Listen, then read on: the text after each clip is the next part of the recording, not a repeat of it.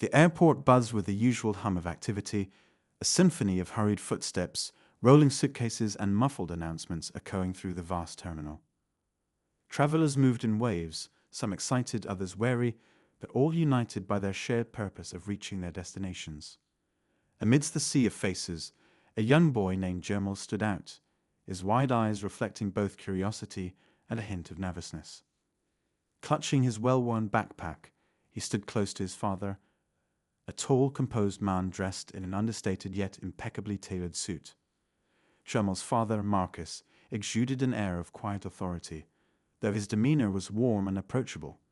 The two were on their way to board a flight to a city where Marcus had an important meeting lined up. Jermel, excited for the journey, had been peppering his father with questions about airplanes, the sky, and the mysteries of flying. Marcus answered patiently, his pride in his son evident in every word. As they approached the gate, Jermel's excitement bubbled over. He tugged on his father's sleeve, pointing eagerly at the massive aircraft visible through the floor-to-ceiling windows. Marcus smiled, ruffling his son's hair.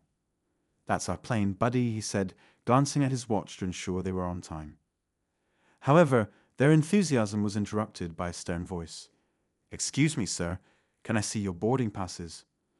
The words came from a pilot standing nearby, his uniform crisp, his posture rigid. He wore an expression that suggested he was less interested in routine protocol and more in asserting his authority. Marcus handed over the tickets without hesitation, his calm demeanor unshaken. The pilot's eyes darted between the tickets and Marcus before settling on Jermel. His lips pressed into a thin line. "This child cannot board this plane," he said flatly, his tone leaving no room for negotiation. Marcus frowned, his brows knitting in confusion. "I'm sorry. What do you mean?" "These are our tickets, and we're well within the boarding time." The pilot's gaze was icy, his words cutting. "I said the boy can't board. We have certain standards on this airline and—" He paused, his eyes narrowing as if he were daring Marcus to challenge him. Jermel, standing quietly by his father's side, felt a lump forming in his throat. He didn't fully understand what was happening, but the tension in the air was palpable. His father's hand on his shoulder was the only thing keeping him grounded. "Standards?" Marcus asked, his tone sharp but controlled. "Are you suggesting my son doesn't meet your so-called standards? He's a paying passenger, just like anyone else." The pilot crossed his arms, his jaw tightening. "Look, I didn't have to explain myself to you. I make the decisions here, and I've decided he's not flying on this plane. If you want to take it up with someone, be my guest. But as long as I'm in charge, he's not getting on." For a moment, silence hung between them, heavy and oppressive. Jermel's eyes darted nervously between his father and the pilot, his small hands clutching his backpack straps. Marcus took a slow breath, his calm exterior masking the storm brewing within. "You're making a mistake," Marcus said evenly, his voice carrying a quiet warning. The pilot smirked, clearly unfazed. "The only mistake here is thinking you could demand anything from me. Now step aside, or I'll have security escort you out."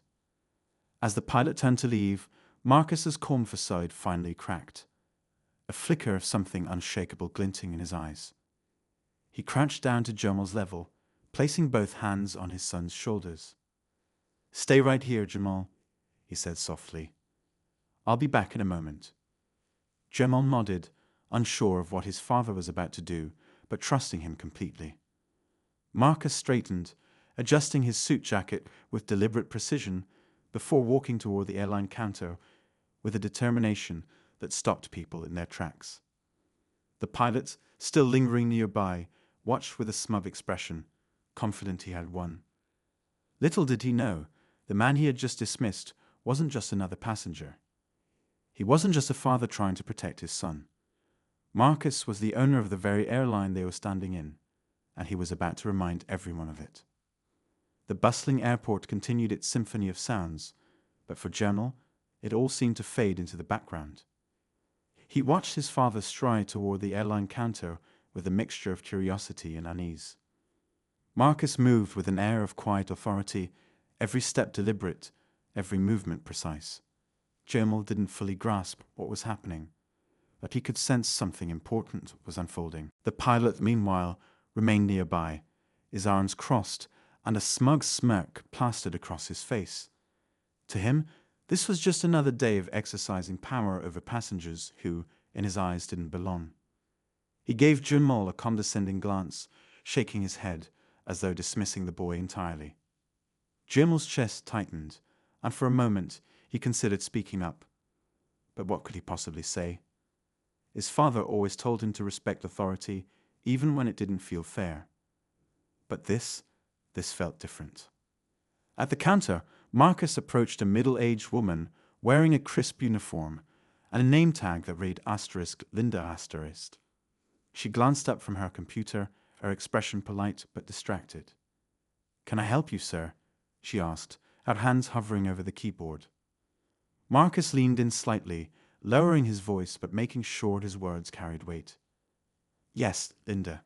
I need to speak with the manager on duty." "Immediately." Linda hesitated, a professional smile faltering as she took in Marcus's serious demeanor. "Is there a problem, sir? Perhaps I can assist." "I appreciate that," Marcus interrupted, keeping his tone calm but firm. "But this matter requires someone with decision-making authority. Trust me, it's in the best interest of your airline that I speak with the manager right now."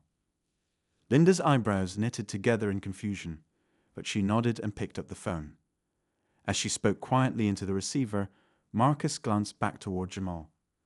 The boy was still standing where he'd left him, his small figure dwarfed by the bustling crowd around him. Marcus's jaw tightened. No child should ever feel the way his son looked at that moment, small, singled out, and powerless. Linda hung up the phone, a smile now a little more genuine. "The manager will be here shortly, sir. Is there anything else I can do in the meantime?" Marcus shook his head, offering her a curt nod of thanks. "You've done enough, Linda. I appreciate it." A few minutes later, a tall man in a navy blue suit appeared, his tie perfectly knotted and his face a mask of corporate professionalism. He introduced himself as David, the manager on duty, and extended a hand to Marcus. "Good afternoon, sir. I'm told there's an issue you'd like to discuss." Marcus took the offered hand, his grip firm. "There is, David, and it's one that demands immediate attention." David's eyes flickered with concern as he gestured toward a quieter corner of the terminal. "Let's step over here so we can talk privately." Meanwhile, back at the gate, Jamal's thoughts were spinning. He replayed the pilot's words in his head, trying to make sense of them. Why couldn't he get on the plane? Was it because he was a kid? Or was it something else? His father always told him to hold his head high, to be proud of who he was, but this felt wrong. He looked down at his sneakers, scuffing them against the polished floor as passengers streamed past him, oblivious to his inner turmoil. The pilot remained nearby, occasionally glancing at Jamal with the same disapproving expression. At one point, he leaned against the gate counter, chatting casually with one of the attendants.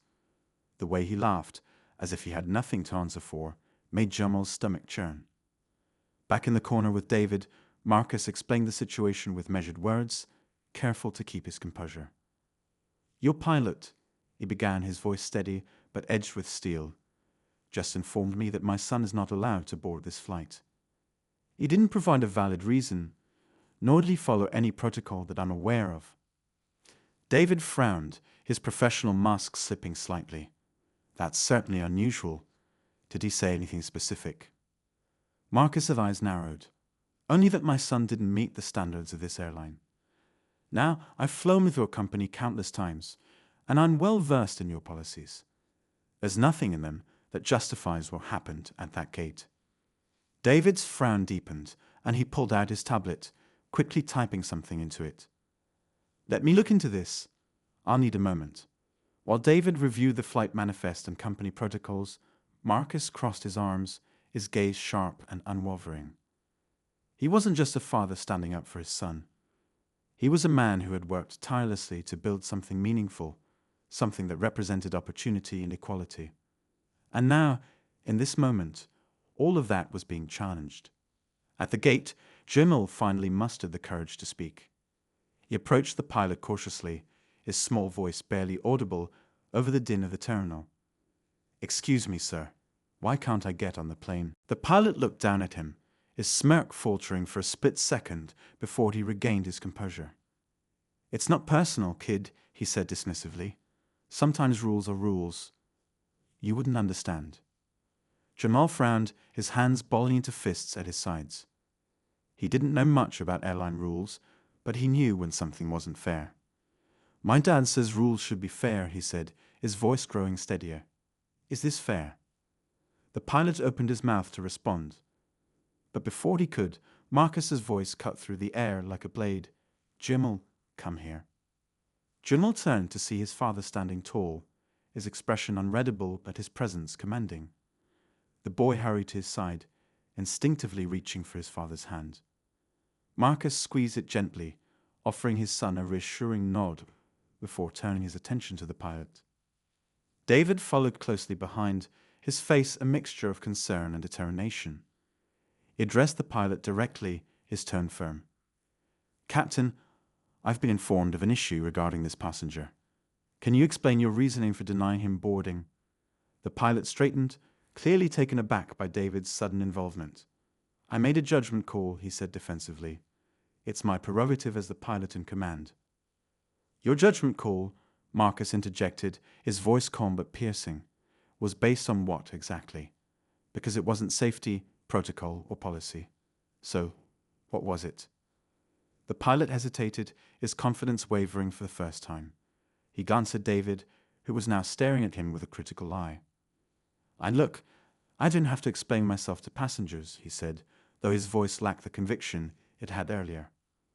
"Perhaps not," Marcus said, his tone sharpening, "but you will explain yourself to the owner of this airline."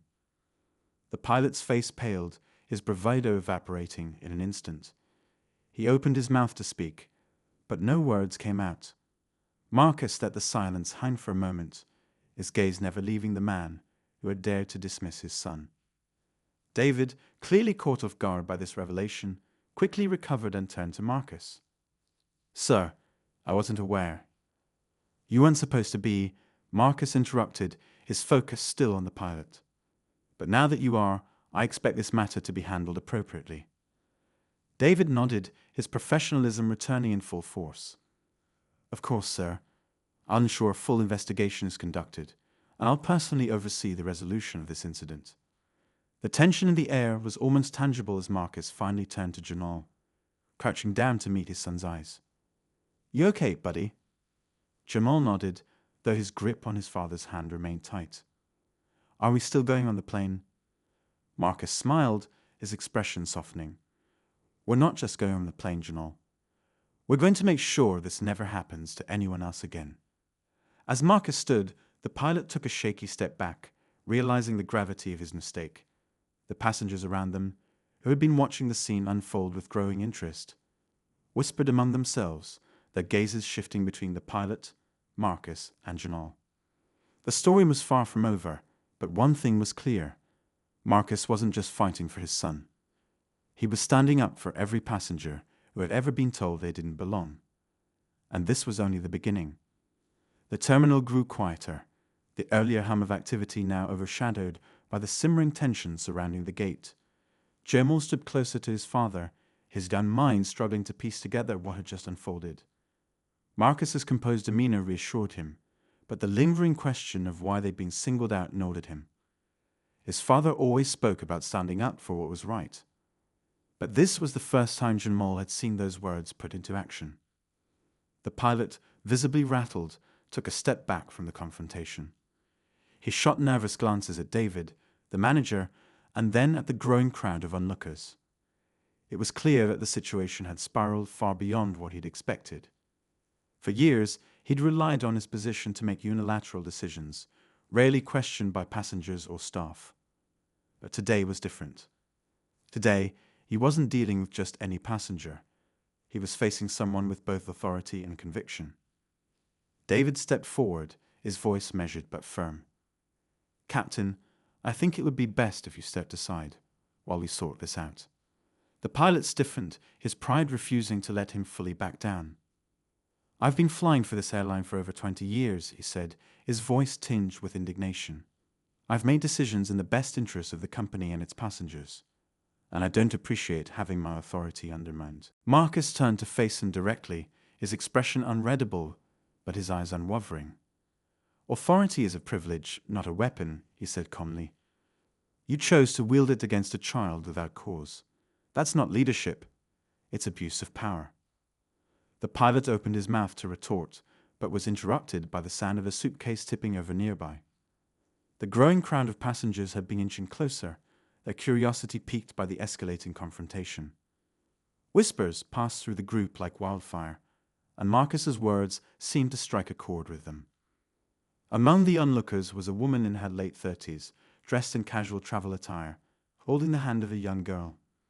She stepped forward, her expression a mix of empathy and determination.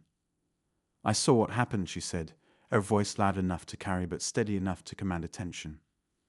That pilot didn't even look at the tickets properly. He just made a snap judgment. It wasn't right. Her words seemed to embolden others in the crowd. A man in a business suit nodded in agreement. I've flown this airline for years, he said, and I've never seen anything like this. It's unacceptable. David's face tightened as the murmurs grew louder. This wasn't just a conflict anymore. It was becoming a public spectacle. He turned back to Marcus, his tone now tinged with urgency. Mr. Williams, he said, choosing his words carefully, I assure you we take incidents like this very seriously. If you and your son would be willing to step into a private lounge, we can address this matter without further disruption. Marcus hesitated, glancing down at Jamal. The boy was gripping his hand tightly, his eyes wide with a mixture of fear and confusion. Marcus knelt down again, his voice soft but firm. Jamal, do you trust me? Jamal nodded, though his small voice trembled as he replied. Yes, Dad. Good, Marcus said, standing and turning back to David. We'll go with you, but only if it's clear that this is being handled, not brushed under the rug. I won't let this go. David nodded, gesturing for them to follow him. As they walked through the terminal, the crowd parted, their eyes following Marcus and Jamal as they passed. The woman who had spoken up earlier gave Marcus a small, encouraging nod, while others whispered among themselves. The private lounge was a stark contrast to the chaos of the terminal. Plush seating, soft lighting, and the faint aroma of coffee created a calming atmosphere, but the tension in the room was palpable. Marcus and Jamal sat on one side of a polished table, while David and another airline representative, a woman named Karen, sat on the other. Karen's demeanor was warm and professional. Her eyes betrayed the seriousness with which she approached the situation. Mr. Williams, Karen began, her voice gentle but direct. First, let me apologize on behalf of the airline. What you and your son experienced should never happen to any passenger, let alone a child. Marcus nodded but remained silent, waiting for her to continue. Karen glanced at David before speaking again. We've reviewed the initial reports and spoken briefly with the captain. While we're still gathering details, it's clear that there was a significant lapse in judgment. We want to assure you that this will be investigated thoroughly. Marcus leaned forward slightly, his gaze steady. And what happens in the meantime? That pilot is still representing this airline, still making decisions that could harm other passengers. Words are one thing, action is another. Karen hesitated, clearly weighing her response. The captain will be removed from this flight while we continue our investigation, she said carefully. We'll also be conducting sensitivity training across our staff to ensure something like this doesn't happen again. Training isn't enough, Marcus said, his voice calm but resolute. This isn't just about my son. It's about the culture that allowed someone like that to feel empowered to act on prejudice. Karen and David exchanged a glance, the weight of Marcus's words settling over them. Before they could respond, Jamal spoke up for the first time, his small voice cutting through the tension. Why didn't he like me, Dad? The room fell silent. Marcus turned to his son, his heart breaking at the confusion and hurt in Jamal's eyes. He reached out, placing a hand on his shoulder. It's not about you, Jamal, he said gently. Sometimes people make bad decisions because they don't see the world the way they should. But that's why we stand up, so they can learn, and so no one else has to feel this way. Jamal nodded slowly, his father's words sinking in. Marcus turned back to Karen and David, his expression hardening once more. You have an opportunity here, he said. Not just to fix this, but to set an example. I suggest you take it. Karen nodded, her professionalism faltering for just a moment as she gave Marcus a look of genuine respect. We will, Mr. Williams. I promise you that. As the meeting wrapped up, Marcus and Jamal prepared to board the next flight. The whispers in the terminal had grown into a buzz, with passengers and staff alike sharing their own experiences and opinions. For Marcus, the conflict wasn't over, not by a long shot. But as he held his son's hand and stepped onto the plane, he knew this was just the beginning of something much bigger. In the pilot's absence, the mood on the flight was noticeably lighter. Passengers smiled at Jamal as he walked down the aisle, their quiet gestures of support a small but meaningful reminder that, even in the face of injustice, there were always people willing to stand on the side of what was right. As the plane ascended, Jamal stared out the window, the city below shrinking until it looked like a patchwork quilt. He was quiet, his thoughts tangled. He wasn't sure what had changed, but something about his dad's calm authority made him feel safer. He replayed the events in his mind, the pilot's cold tone, the uncomfortable stares, the words he didn't fully understand but still hurt. He couldn't shake the feeling that this was bigger than what had happened at the gate. Marcus, seated beside him, observed his son with a mix of pride and sadness. He knew Jamal was trying to process everything. He'd been the same way at his age, questioning the world and why it sometimes seemed stacked against people like him. But Marcus had never wanted his son to face this so soon. He leaned closer and whispered, "You okay, buddy?" Jamal nodded, but his voice wavered. "Why did that man hate me, Dad?" Marcus sighed deeply. "He doesn't hate you, Jamal. He doesn't even know you. Sometimes people make judgments because of things they don't understand. It's not about you, it's about them. But what matters is how we respond. You stood tall today, and that's what I'm most proud of." Jamal looked at his dad, his small face serious. "I want to be like you." The simple statement caught Marcus off guard. His chest tightened, and he smiled, reaching over to ruffle Jamal's hair. "You already are." Meanwhile, in the front of the plane, the crew whispered amongst themselves. The absence of the original pilot was palpable, and the ripple effect of the earlier incident hadn't fully settled. The flight attendants exchanged nervous glances, their movements slightly hesitant as they served passengers. They knew something significant had occurred, but they were careful not to let it disrupt the service. 2 rows behind Marcus and Jamal, a man in a suit pulled out his phone and began typing furiously. He had been at the gate, witnessing everything unfold. He wasn't just a passenger, he was a journalist. He hadn't intended to work during his trip, but the story was too compelling to ignore. He typed out a draft, describing the events in vivid detail. The pilot's initial actions, Marcus's composed yet commanding response, and the public support that followed. He planned to pitch the story as soon as they landed, knowing it would strike a chord in the current social climate. Back in the cabin, Jamal finally let himself relax, leaning against his dad's arm. The hum of the engines and the rhythmic sway of the plane soothed him. Marcus, however, couldn't fully unwind. His mind was racing, thinking about the next steps. He hadn't planned to reveal his connection to the airline. It wasn't his style to leverage his position unless it was absolutely necessary. But this situation had crossed a line, and he knew it wasn't just about his family anymore. It was about accountability and the kind of example he wanted to set for his son. As the plane cruised through the sky, Marcus's phone buzzed in his pocket. He pulled it out discreetly, glancing at the screen. It was a message from Karen, the airline representative they'd spoken with earlier. Asterisk Mr. Williams, we've reviewed initial footage from the gate and are drafting a formal apology. We also like to discuss broader initiatives with you once you return. Please let us know your availability, asterisk. Marcus read the message twice, his jaw tightening. He appreciated the gesture, but he knew words alone wouldn't be enough. This wasn't just about smoothing over a single incident. It was about addressing the systemic issues that allowed it to happen in the first place. Chermel, noticing his dad's distracted expression, asked quietly, "What's wrong?" Marcus smiled down at him, slipping the phone back into his pocket.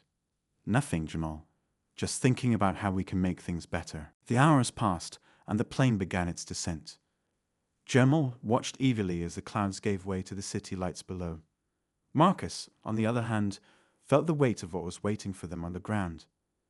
He had no doubt that the events from earlier had already started to ripple beyond the terminal. The journalist's furtive glances and the murmurs among the passengers confirmed it. This was far from over. As they disembarked, Marcus and Jamal were greeted by a different energy than when they boarded. The airline staff waiting at the gate wore polite but nervous smiles, their postures stiff. One of them, a young woman with a clipboard, stepped forward cautiously. "Mr. Williams," she began, "we'd like to escort you to a private car. The CEO has requested a meeting with you tomorrow to discuss today's events." Marcus regarded her for a moment, his expression unreadable. "We'll take the car," he said evenly, "but the meeting will be on my terms." The woman nodded quickly, clearly relieved. "Of course, sir. Whatever you prefer." Jamal tugged at his dad's sleeve as they walked toward the exit. "Why does everyone know who you are now?" Marcus chuckled softly, squeezing his son's hand. "Sometimes, when you stand up for what's right, people notice. And sometimes, that's how you make things change." The car ride was quiet, the city lights streaming past the windows as Marcus' mind raced. He thought about the pilot, the passengers, the staff, and most importantly, his son. He thought about the countless others who had faced similar moments of prejudice, but hadn't had the chance to speak up. He couldn't change the past, but he could shape what came next. As they pulled into the driveway of their home, Marcus felt the weight of the day settle over him. He carried a sleeping Jamal inside, tucking him into bed before sitting in his study with a notepad and pen. He began jotting down thoughts, outlining a plan, not just for the airline, but for a broader initiative that could bring lasting change. Outside, the city buzzed with life, unaware of the storm brewing behind closed doors. Marcus knew the next steps would be critical, and the stakes were higher than ever. But he was ready. This wasn't just about a single flight. It was about something much larger. And the climax was just around the corner. The next morning, Marcus woke up early, the weight of the previous day still pressing on his shoulders. He made a cup of coffee and sat by the window, watching the city come alive in the soft glow of dawn. His notepad from the night before lay on the table, pages filled with ideas and plans. He knew today would be pivotal. The CEO's request for a meeting wasn't just a gesture. It was an opportunity to demand meaningful action. But something about the situation didn't sit right with him. Marcus had learned over the years to trust his instincts, and they were telling him that there was more to this than met the eye. Jamal's laughter drifted down the hall, pulling Marcus out of his thoughts. His son, now fully rested, seemed lighter, as if the events of the previous day had been filed away in the back of his mind. Marcus envied that resilience, but he also knew it was his job to protect it. Jamal came bounding into the kitchen, his eyes bright. "What's the plan for today, Dad?" Marcus smiled, ruffling his hair. "We've got a big meeting, kiddo. But first, breakfast." As they ate, Marcus's phone buzzed on the counter. He picked it up, expecting another message from the airline, but froze when he saw the sender. It was from a private number, the message short but ominous. Asterisk, "Be careful what you're pushing for. Some things are better left alone." Asterisk. Marcus stared at the screen, his mind racing. The words were vague but undeniably threatening. He glanced at Jamal, who was busy stacking his pancakes with syrup. Oblivious to the sudden tension in the room, Marcus quickly deleted the message and set his phone down, forcing a neutral expression onto his face. He'd dealt with pressure before, corporate boardrooms, high-stakes negotiations, but this felt different. This felt personal. As they arrived at the airline's headquarters, the air was thick with anticipation. The receptionist greeted them warmly, but with a nervous undertone, her eyes darting toward Marcus like she was sizing him up. They were escorted to a sleek conference room where the CEO, Robert Halstead, was already waiting. Halstead was a polished man in his 50s, his tailored suit and confident demeanor exuding authority. But as Marcus shook his hand, he noticed the slight hesitation in Halstead's grip, the flicker of uncertainty in his eyes. "Mr. Williams," Halstead began, his voice measured, "thank you for meeting with us on such short notice. I want to personally apologize for the incident yesterday. It doesn't reflect the values of our airline, and we are committed to making things right." Marcus nodded, his expression calm but unyielding. "I appreciate the apology, Mr. Halstead, but this isn't just about an apology. It's about addressing the culture that allowed this to happen." Halstead opened his mouth to respond, but before he could, the door to the conference room swung open. Marcus turned to see Karen, the representative from the day before, walking in with a tablet in hand. Her face was pale, and she avoided eye contact as she set the tablet on the table and tapped the screen. A video began to play, and Marcus felt his stomach drop. It was security footage from the gate, but not just of the incident with the pilot. The footage also showed moments from earlier that morning, when Marcus and Jamal had first arrived at the airport. In the video, two men in airline uniforms stood near the check-in counter, dancing toward Marcus and Jamal while speaking in hushed tones. Their expressions were smug, their body language casual yet conspiratorial. One of them held a clipboard and appeared to gesture toward the gate where the incident later occurred. Marcus leaned forward, his eyes narrowing. "Who are they?" Halstead shifted uncomfortably, his composed exterior beginning to crack. "Those are two of our senior staff members. They were involved in yesterday's events." "Involved how?" Marcus's voice was calm, but there was an edge to it now, sharp and unforgiving. Karen hesitated, her hands fidgeting as she tried to explain. "It appears they might have coordinated the pilot's actions. There are internal messages suggesting they had prior discussions about ensuring certain passengers faced additional scrutiny." Marcus sat back, his mind reeling. This wasn't just a random act of prejudice. It was orchestrated. The implications hit him like a freight train. Someone within the airline had deliberately targeted him and his son. But why? What could they possibly gain from such a calculated act of malice? Halstead's voice broke through his thoughts. "Mr. Williams, I assure you we had no knowledge of this. We've already suspended the employees involved and are launching a full investigation." "Suspended?" Marcus repeated, his voice cold. "This isn't just misconduct. This is systemic.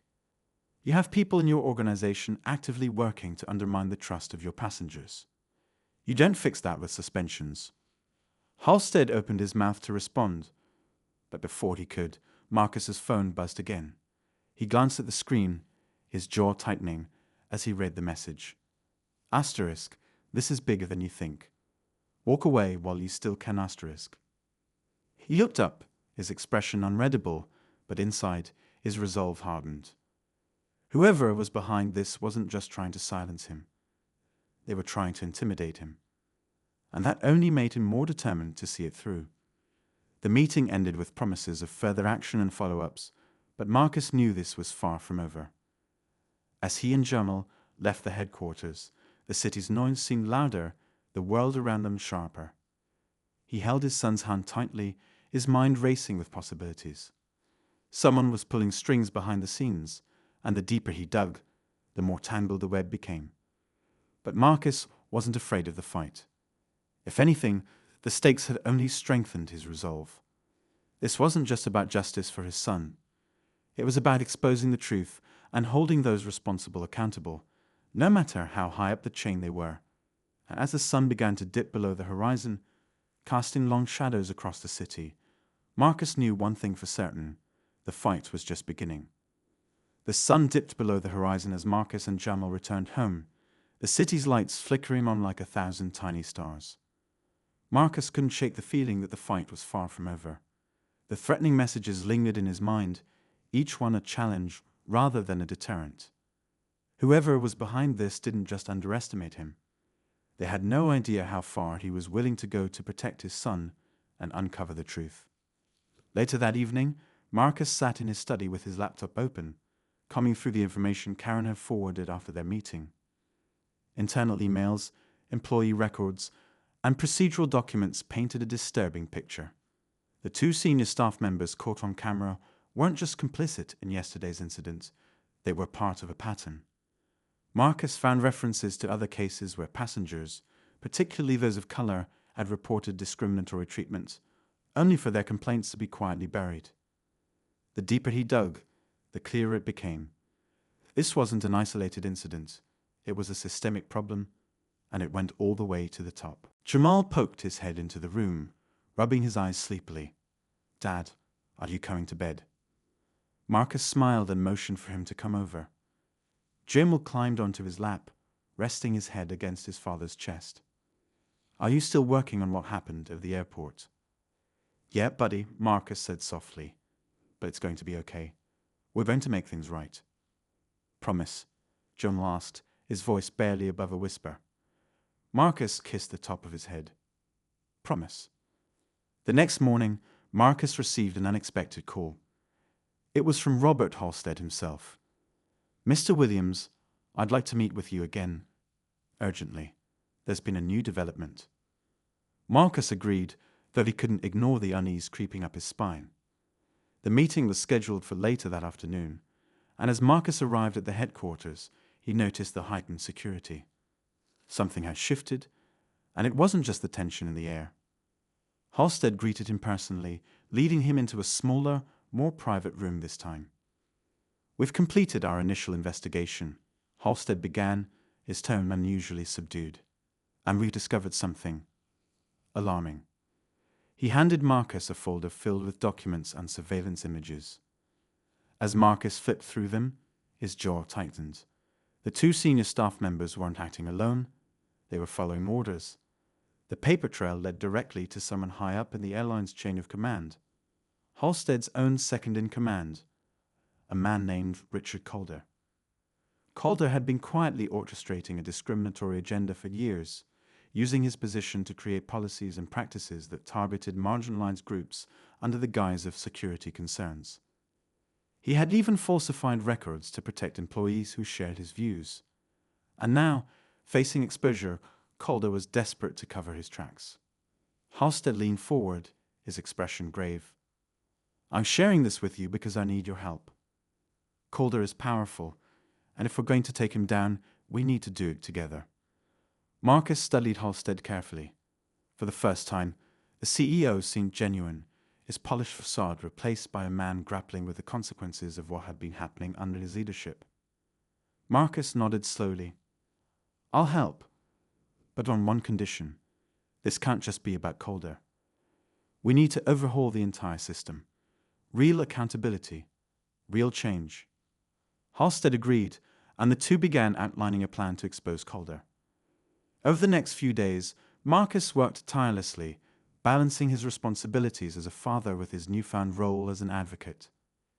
He partnered with Karen and other whistleblowers within the airline, gathering evidence and building a case that couldn't be ignored. The journalist from the flight was also looped in, preparing a bombshell expose. But just when it seemed like everything was falling into place, Marcus received another anonymous message. This one was different. Less a threat, more a warning. Asterisk, you're looking in the wrong place. Calder isn't the only one pulling the strings, asterisk. The words sent a chill down Marcus's spine. He replayed the events of the past few days, searching for what he might have missed. And then it hit him. Halstead's urgency, his willingness to share classified information, his sudden shift from passive leader to active ally. It all seemed too convenient. What if Calder was just a scapegoat? Determined to find out the truth, Marcus returned to the headquarters that evening, slipping into the building under the guise of a follow-up meeting. With Karen's help, he accessed Halstead's private office. There, hidden in a locked drawer, he found the final piece of the puzzle. A series of memos and financial records that implicated Halstead himself. The CEO hadn't just been complicit. He had been the mastermind, using Calder as a buffer to protect himself. Marcus felt a surge of anger and betrayal, but he quickly steadied himself. He knew he had to act carefully.